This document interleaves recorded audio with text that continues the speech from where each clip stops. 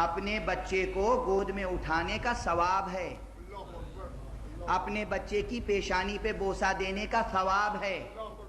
اور فرمایا آپ نے تو آپ کے بچے ہیں، آپ کے اعزاء ہیں، آپ کے اقربا ہیں، آپ کی زوجہ محترمہ ہیں، آپ کی والدہ محترمہ ہیں، آپ کے والد ماجد ہیں، آپ کے برادران ہیں، آپ کے خواہران ہیں، سب موجود، اور سامنے دسترخوان لگا ہوا ہے، سب نعمتیں رکھی ہوئی ہیں حلال اور پاک.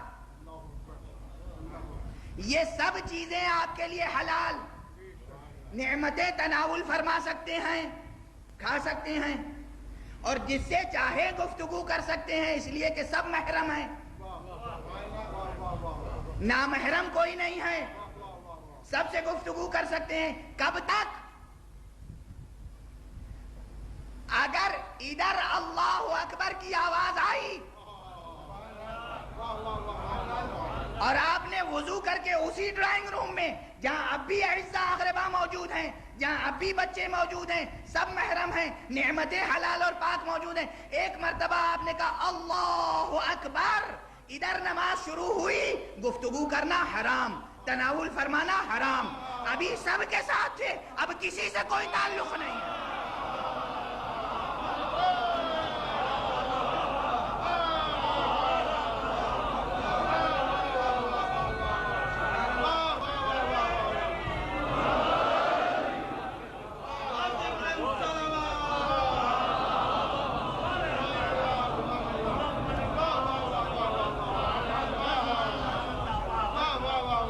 کے ساتھ تھے،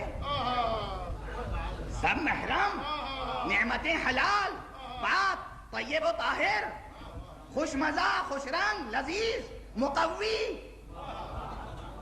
سب کچھ اپنی جگہ. مگر یہ تمام چیزیں جس کے ساتھ آپ تھے جائز طور پر تھے. اور عجیب بات ہے، عجیب بات ہے، یہ کیفیت پیدا کریں مزاج میں، یہ کیفیت پیدا کریں. اگر نماز کی حالت نہیں ہے، بچہ آپ کی توجہ چاہتا ہے، توجہ دینا ضروری ہے یا نہیں؟ ضروری، صرف جائز ہی نہیں، ضروری، لازم. اگر معصوم بچہ ہے اور اسے بلا وجہ جھڑک دیا، گنہگار ہوں گے،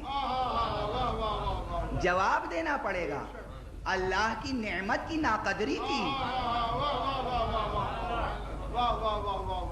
اور اس بچے کی نفسیات پر جو منفی اثر پڑے گا وہ اثر وضعی ہے، اس کا خمیازہ بھی اس دنیا میں بھی بھگتنا پڑے گا، اس دنیا میں بھی ادا کرنا پڑے گا.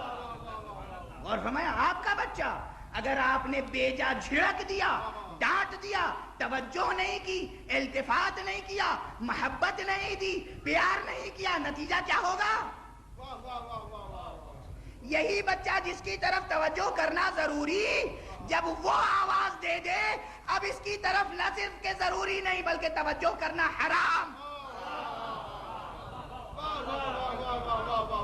ابھی واجب تھا، ابھی حرام ہو گیا.